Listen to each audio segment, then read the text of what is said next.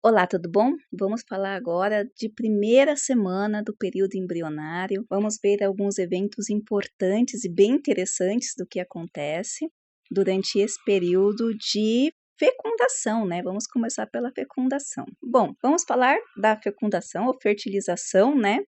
Aqui eu trouxe algumas figurinhas, eu procurei trazer um arcabouço ali ilustrativo, que é para a gente começar a entender um pouco melhor cada momento desse aqui. Então, aqui de cara, a gente já vê que nesse momento da fertilização, né, existem muitos espermatozoides na corrida aqui para conseguir fertilizar esse óvulo ou ócito secundário, e a gente vai ver que não é tão fácil quanto imaginamos, né? Existe um trabalho muito árduo para que essa fertilização ocorra. Então, primeiro, o que nós vamos é relembrar, né, que tanto o espermatozoide quanto o ovócito secundário, eles são haploides. E o que significa que eles são haploides, né? Que cada um tem um par de 23 cromossomos, que é justamente para quando eles se juntarem, ter ali o cromossomo do papai, o cromossomo da mamãe, que ao se juntar, eles vão criar um outro ser com características dos dois pares, né? Ou dos dois, né? Ou dos pares, melhor. Bom, então, tanto o espermatozoide está na sua função haploide, quanto o ovócito secundário está na sua função, né, na sua característica haploide também. E aqui, um dado interessante, que são mais ou menos, né, os ejaculados, 200 milhões de espermatozoides. Então, eles são ejaculados, eles vão entrar aqui pela vagina, né, pelo canal vaginal. Aqui a gente já tem o óvulo ou ócito secundário saindo aqui do ovário, então aqui está o ovário, então aqui ele está saindo, é claro que aqui está grandinho, é só uma demonstração, depois a gente vai ter umas imagens melhores, mas esses ejaculados, 200 milhões de ejaculados, menos de 2 milhões, ou seja, 1%, vão conseguir chegar aqui, ó, no colo do útero, e menos ainda, apenas 200, então chegou aqui, tem 200, e aqui, ó, na hora que entra, que passa aqui, que esse espermatozoide vai passar para chegar aqui na tuba uterina, nós vamos ter, em média, apenas 200 que alcançam esse ócito secundário, de acordo com a nossa fonte aqui do Tortora. Então, a gente vê que já nesse momento, muitos espermatozoides eles vão sendo selecionados. Entrou aqui no colo do útero, que nesse momento vai estar aberto para a entrada do espermatozoide, já buscando essa perpetuação da vida, as próprias contrações e as enzimas que são liberadas vão sendo responsáveis por muitos desses espermatozoides não sobreviverem. Começa aí já um evento, né, de seleção, que a gente vai ver que depois ele vai selecionar mais ainda, né? São capacitações. Então, esses espermatozoides, esses 200 milhões que são ejaculados, os 2 milhões aqui, menos de 1%, já significa que 199,9% desses espermatozoides não estavam capacitados. Ao contrário, por exemplo, do óvulo, né? Então, geralmente, tá? A maioria dos casos, também 99,9% das mulheres, elas vão liberar um óvulo por mês, né? Um óvulo a cada ciclo. Então, esses óvulos, como a gente viu anteriormente, eles já são formados, então, no feto, como a gente está vendo agora, quando é um feto feminino, ele já vai ter esses óvulos, essa capacidade, né, desses óvulos lá, vão se desenvolver depois na adolescência, na puberdade, mas nesse período aqui, nesse ciclo, né, de fertilidade, que ocorre de 30 a 40 anos cada mulher, eles vão liberar, o natural é um óvulo por mês, então diferente aqui dos espermatozoides. Então, nesse momento, né, claro, existem raríssimos casos, a gente vai ver mais para frente que são liberados mais de um óvulo, mas 2 óvulos, mas são raros os casos, por isso que grande parte da literatura só trabalha com essa explicação fica mais fácil para a gente entender. Bom, a fecundação, ela não vai ocorrer de forma imediata, não é fácil e rápido como nós vimos, né? Nos filmes, nas animações, nas explicações. Essa fecundação, ela ocorre geralmente na tuba uterina de 12 a 24 horas após a ovulação. Então, a gente vai ter a ovulação aqui, esse óvulo secundário ou óvulo secundário, ele vai passar aqui, esses espermatozoides capacitados vão ao encontro, então entram aqui, passam pelo útero, vão para a tuba, procuram aqui ansiosamente pelo óvulo, né, para que haja essa fertilização. E esse processo vai demorar de 12 a 24 horas, tá? Então, a gente vê que existe aí um tempo, né? Uma janela de tempo. E aqui a gente tem outro dado interessante. O espermatozoide, ele fica viável de 48 a 72 horas. Ele fica viável para fecundação. O Tortora traz 48 horas, outras literaturas trazem 72 horas. A gente diria de 2 a 3 dias, tá? A gente está falando de média, que esse espermatozoide ele fica vivo. Então, uma vez aqui, dentro do útero, dentro do canal vaginal, eles vão ficar em torno de 2 a 3 dias vivos, né? Capazes de fecundação. Enquanto o óvulo não. O óvulo, uma vez aqui, é projetado pelo ovário, a gente vai ter uma vida, né, de 24 horas para que haja essa fecundação.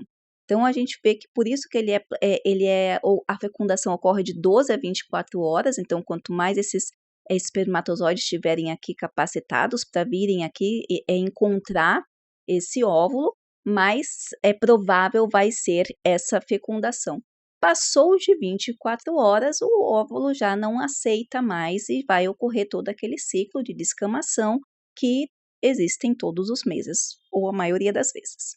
Bom, e aí por isso que quando o casal está querendo engravidar, a gestação, o médico vai orientar que essa relação sexual ocorra aí numa janela de 3 dias a 2 dias antes, tá, da ovulação, porque a gente vê que eles ficam aqui vivos. E se na hora que ele sair aqui, o óvulo do ovário, entrar aqui na tuba uterina, se ele tiver já aqui, né, eles vão atrás, então o profissional ele vai orientar aí uma janela de 3 a 2 dias antes, tá? E mais um dia depois, né? Porque se esse óvulo ele foi colocado aqui, então, por exemplo, horas antes, o espermatozoide também vai conseguir adentrar aqui na tuba uterina para fecundar esse óvulo. Aí a gente vê também que esses espermatozoides, eles vão se deslocar, ó, por esse chicote, esse movimento aqui que a gente chama de chicoteadas, né?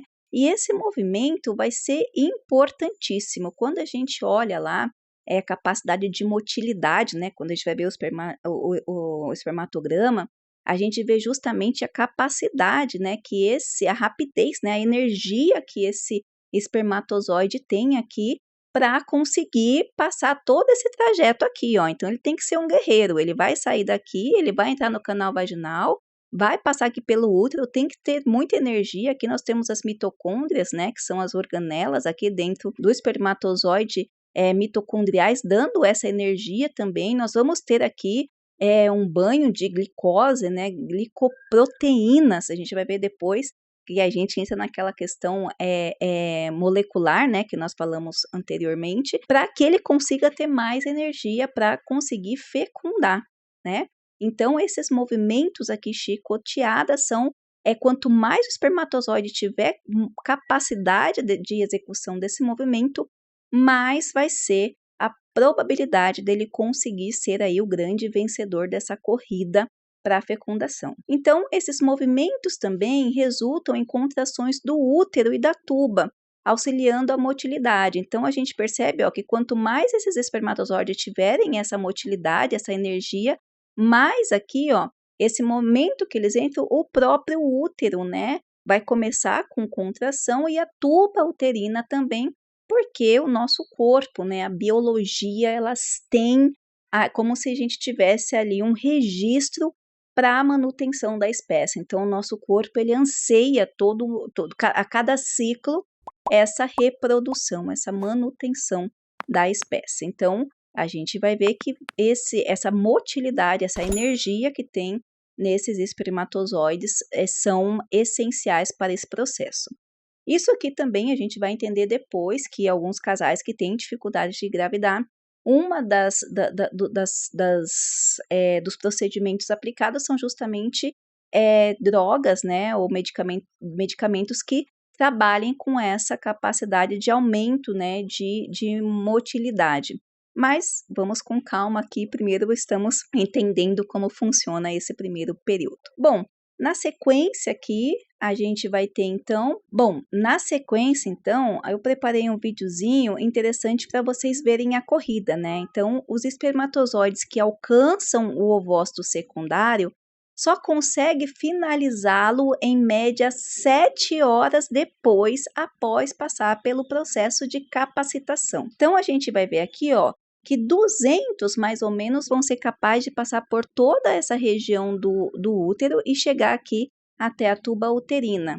E vão ficar em média 7 horas aqui, ó, nessa corrida, né, ensandecida para conseguir fecundar esse óvulo secundário. E aí é esse momento, é nesse movimento que a gente vai ver o período de capacitação. Então, eles vão ficar 7 horas tentando e não vai ser tão fácil assim como parece, porque durante esse período, né, obviamente, nós vamos ter o corpo, né, nós vamos ter o organismo aqui fazendo com que ocorram outros eventos. Então, o que seria essa capacitação? Então, seria uma série de alterações funcionais que fazem com que a cauda do espermatozoide se mova ainda mais vigorosamente e prepare sua membrana plasmática para se fundir a membrana plasmática do ovócito secundário. Então, a gente vai ver que as tubas uterinas elas vão começar a secretar vários componentes, né, várias enzimas, e esses espermatozoides capacitados, né, eles precisam ter mais movimento, né, nessa sua cauda para conseguir passar por esse período, seria ali a corrida final para a fertilização. Então, as secreções do sistema genital feminino resultam na remoção do colesterol, tá aqui, ó, colesterol aqui, dessa parte da mitocôndria, aqui, principalmente aqui nessa parte da cabeça, das glicoproteínas e das proteínas da membrana plasmática em torno da cabeça do espermatozoide. Então, ó, aqui é toda essa parte, desde aqui, ó, que compõe as glicoproteínas, as proteínas, e também o colesterol, essas enzimas elas vão começar a atacar para que, se não for o suficiente, né, se não for um espermatozoide capacitado, ele não consiga sobreviver a esse período de 7 horas. Então, apenas os espermatozoides capacitados conseguem ser atraídos e responder aos processos químicos produzidos pelas células circundantes do ovócito ou ócito, né, ovulado. Aqui também eu trouxe aqui um videozinho interessante, porque a gente vai ver, deixa eu baixar até um pouquinho mais, que na medida que essas substâncias químicas são liberadas e vão atingindo esses espermatozoides, muitos deles vão morrendo, eles vão deixando aqui, ó, de ter motilidade. Então, a gente vê que começa, né, bastante espermatozoide e vão sendo aqui, diríamos, aniquilados, né, por esses fluidos que são, por essas secreções que são jogadas nesse momento aqui que esses espermatozoides estão buscando a fertilização. Esse movimento de capacitação nada mais é do que o corpo, né, o organismo buscando os espermatozoides que tenham maior resistência, que sejam melhores, que sejam mais apropriados, que tenham mais força, para que toda aquela fase que vem depois possa ocorrer com sucesso. Então, nesse momento aqui, os espermatozoides, os 200 mais ou menos, né, que sobraram dos 200 milhões, eles vão sendo selecionados. Bom, na sequência, nós vamos ter aqui um processo, então, né, pós-seleção, que esse espermatozoide ele vai ter que trabalhar. Embora esse vídeo aqui trabalhe aqui com a inseminação, né, a FIV, que a gente chama, que é a agulha fazendo esse processo, eu coloquei aqui só para demonstrar o processo que o espermatozoide, sem ser nesse processo, ele vai ter que passar. Então, para que a fertilização ocorra, aquele espermatozoide que está lá 7 horas sendo ali bombardeado, né, com várias secreções, o que tiver mais capacitado, ele vai ter que passar por essa face aqui, que a gente chama de coroa radiada.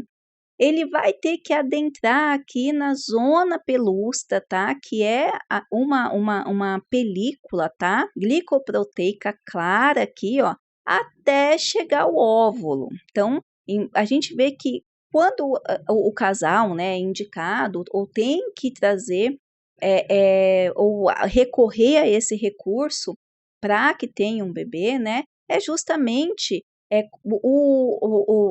a manipulação, né, da ciência fazendo que o espermatozoide naturalmente não estava conseguindo, que é justamente passar por todo aquele processo de ter aquela motilidade, passar por toda a parede, aquela parte lá do útero, adentrar na zona das tubas uterinas, conseguir passar por toda aquela fluidez, né, de fluidos que vão jogando ali a fim de fazer essa capacitação desse espermatozoide até mais 7 horas aqui, até passar por essa coroa radiada e adentrar na zona pelúcida para conseguir chegar aqui no óvulo e conseguir finalmente a fertilização.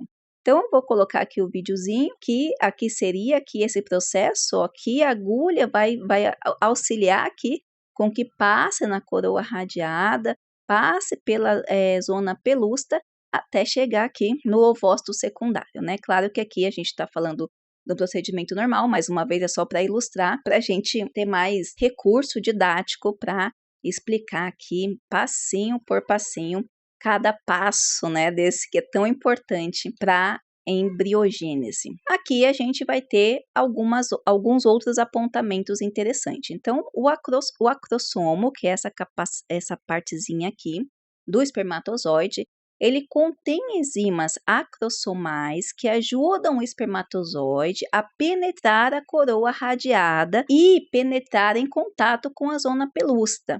Então, aqui ele vai ter algumas enzimas, né, que vai passar pela coroa radiada, que tá aqui. Então, se a gente voltar aqui no slide anterior, seria essa partezinha aqui, ó. Então, ele vai passar através dessa enzima para ele poder entrar aqui na zona pelúcida. Então, quando ele entra, né, vai ter aqui na zona pelúcida uma enzima ZP3, que ela vai atuar como receptora do espermatozoide. E ela vai ser desencadeada justamente por essa reação acrossomal da cabeça do espermatozoide. Então, ele vai entrar aqui primeiro, na zona pelúcida ele vai ter ali os receptores, tá? As moléculas receptoras para catar, né, para absorver esse espermatozoide e auxiliar a adentrar aqui no ovócito, tá? Os outros passam a fazer parte de um sistema de bloqueio. Então, só o primeiro, né, ou a maioria, né, somente o primeiro ali que vai ter vantagem. Então, num aspecto normal, se a gente não está falando de casos especiais, de gêmeos ou de outras situações que nós vamos falar, mas na grande maioria só um, é o primeiro que entra no ovócito, ele é o ovócito capacitado, e os outros que eventualmente entram passam, né, a fazer parte de um sistema de bloqueio de polispermia, então eles vão se degradar. Então, o bloqueio de polispermia irá ocorrer a despolarização, então aquele receptor ele já não vai mais receber, ele vai despolarizar, e da membrana celular do ovócito, e a liberação de íons e cálcio que estimulam a exocitose das vesículas secretoras, inativam as moléculas de ZP3 e enrijecem aqui a zona pelúcida. Então, a gente vai ter o primeiro que vai entrar, então ele vai ter essa indução, né, através dos receptores, também dessas enzimas. Essa glicoproteína, então se a gente está falando de glicoproteína, a gente está falando de glicose, de açúcar e de energia. Então, esse primeiro ele vai ter esse incentivo aqui das glicoproteínas, da composição, né, da doação de energia, para que os receptores eles possam aderir, né, a esse espermatozoide. Os demais não. Então, esse primeiro entrou, já libera ali o aviso que entrou um espermatozoide no ovócito secundário, e então o movimento ele vai ser o que a gente pode chamar de feedback negativo, né? Então, agora não tem mais, a gente vai parar de liberar esses EP3 e vai fazer o movimento inverso. A gente vai liberar íons e cálcios, tá? Que vão fazer o quê? Eles vão estimular, já não existe mais, vão bloquear essa polarização, vão enrijecer e vão ali tirar esses espermatozoides aqui desse movimento. Bom, e aí a gente está falando de bloqueio de polispermia. Então, a gente tem, né, o humano tem esse movimento que induz, né, a ter, na maioria dos casos, apenas um bebê por vez, certo? Ou desenvolver apenas um embrião por vez. A gente tem que dizer que, claro, que sabemos que existem casos e casos, mas a gente está falando aqui da grande maioria. No final do vídeo, a gente vai falar sobre os casos que ocorrem de gêmeos e de outras situações que esse movimento aqui ele vai ocorrer de uma forma diferenciada, ok? Bom, então vamos lá. Então, a gente vai ter aqui esse bloqueio, vai ter essa facilitação, e a gente vai ter aqui, ó, o trajeto do espermatozoide. Então, o espermatozoide, ele vai passar, né, ele vai passar desde lá da região da vagina, passar pelo útero, nas tubas uterinas, que ele chega ali na região do ósito secundário, ele tem que passar pela coroa radiada, pela zona pelúcida e pela membrana plasmática, né, que é igual ao citoplasma do ovócito secundário. E aqui a gente colocou esse trajetinho final, um videozinho para a gente entender, ó, quanto ele vai ficar ali lutando durante 7 horas, vai passar em média, né, com várias enzimas. Quando ele entra ali na coroa radiada, com bastante esforço, vai ter a liberação daquelas enzimas glicoproteicas, né, chamadas EP3, que vão auxiliar nesse processo final. Pegando, então, captando ali o primeiro espermatozoide para que haja fecundação, o sistema já vai liberar, ao contrário, para então de produzir os EP3, que é essa glicoproteína, e agora ele vai passar a produzir íons e cálcios para que os outros espermatozoides não entrem num outro processo, né, de não fecundação. E aqui a gente vai ter nesse momento, então o espermatozoide ele entrou no ovócito secundário, a gente vai ter a meiose 2, tá? Essa meiose 2 ela vai desencadear aqui nesse pronúcleo, né, feminino e masculino. Então a gente vê que no começo lá eram tanto o ovócito quanto os espermatozoides, eles eram haploides, então cada um tinha 23 cromossomos. Agora eles vão se juntar e vão virar ali um embrião, começar, né, um embrião, um desenvolvimento, um zigoto, né? Agora já com uma outra característica, tanto da parte feminina quanto da parte masculina.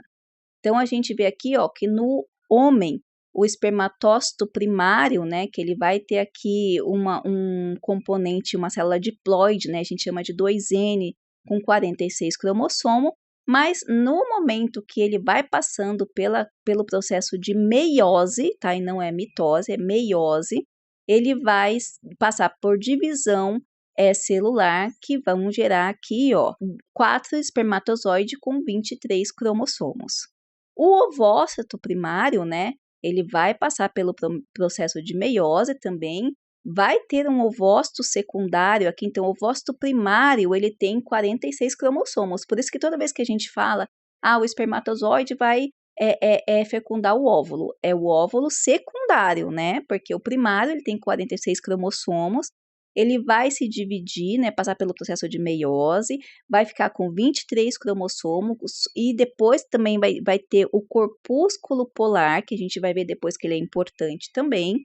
E aí ele vai ter a ovulação, que é o óvulo haploide, com 23 cromossomos.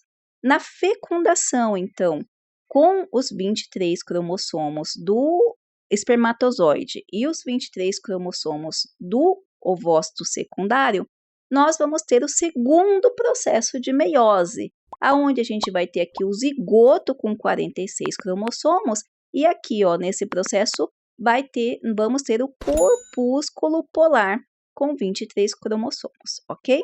Então, nesse momento aqui da fecundação, nós vamos ter no final o zigoto com 46 cromossomos e aí sim passa a ser uma célula diploide. Então, nós vamos ter o que a gente chama de pronúcleo, tá?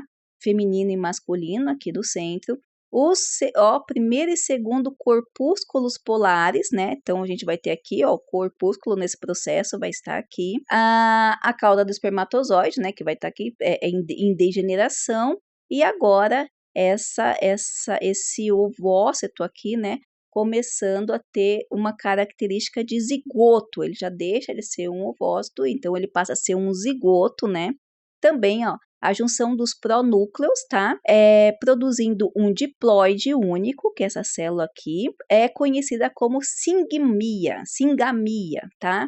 Então, se você ouvir falando, então é o processo de singamia, justamente, agora ele passa a ser um zigoto com características cromossômicas do sexo masculino e do sexo feminino, e agora, nessa singamia, né, ela passa a ser uma única célula que vai dar origem ao embrião, certo? Bom, aí a gente vai chegar na parte que nós comentamos de quando sai dessa casinha do mais comum, tá?